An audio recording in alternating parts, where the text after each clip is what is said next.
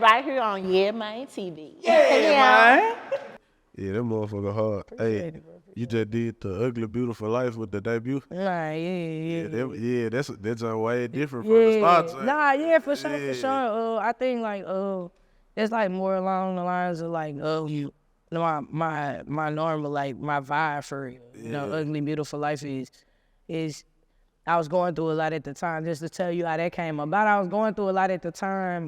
My aunt had just passed. You know, we had just got bad news with a few things. You know what I'm saying? And with that being said, like I wasn't doing music. You know, I kind of stopped for a second, not like a long ass time, but like for a couple weeks, I was just stumped. And then out of nowhere, it was just like I forced myself, like, hey, you need to write something. I was like, you need to, cause you starting to live in your feelings. So I was like, you know, you need to get this out. And, you know, therapy for me is, you know, basically the music, putting it into my song. So Ugly Beautiful Life was really just that. It was just saying shit, you know, this shit ugly, but at the same time, like, great things can happen. That's like life's lucky, you know, normally, right? Before you know it. So it was basically to say that. And then by the time, you know, we shot a video for it a while ago and shit. We just been sitting on, you know, I got a couple singles I've been sitting on, but when when me and the debut chopped it up, it was just like, man, you know, it's the time for it. Cause I'm right back into shit going on, or right back into like, you know, Memphis crazy right now. And as dope as we are, cause the spotlight be on us, especially musically, tough.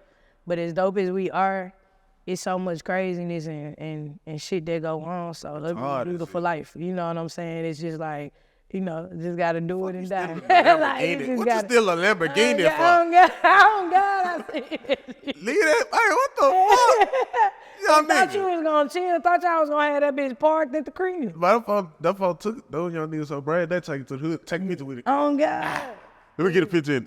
And they drop it right back. Hey, fuck the. Yeah, we gonna talk about them young niggas.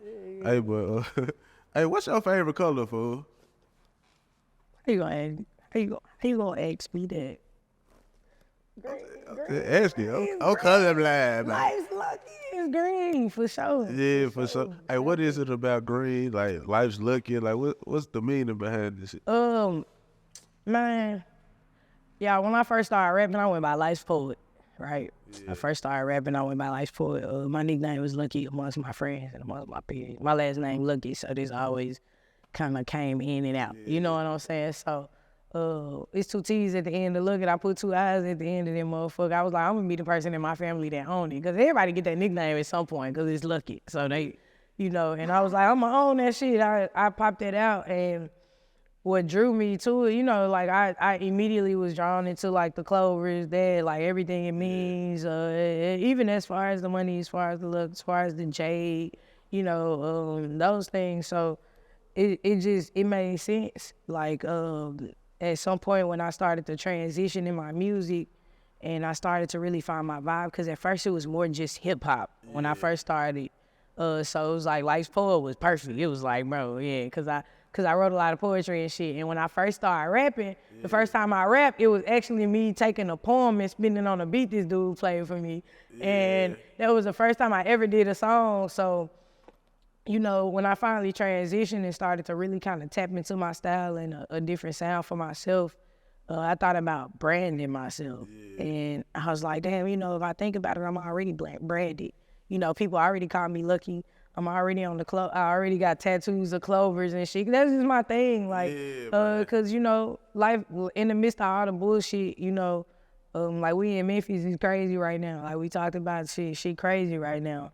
But in the midst of that, things like this go on. You know what I'm saying? So that's where life's lucky come from. It's, you know, of course we blessed, but it's just those little random things that happen by chance. You just end up in the right room, end up around the right people. Hit on fan, dude. You get what I'm saying? On God. Yeah. Straight like hallelujah. On God, you know. I said I was gonna give my bitch some money. Fooled you, God. No, I'm just playing big long. No, just playing.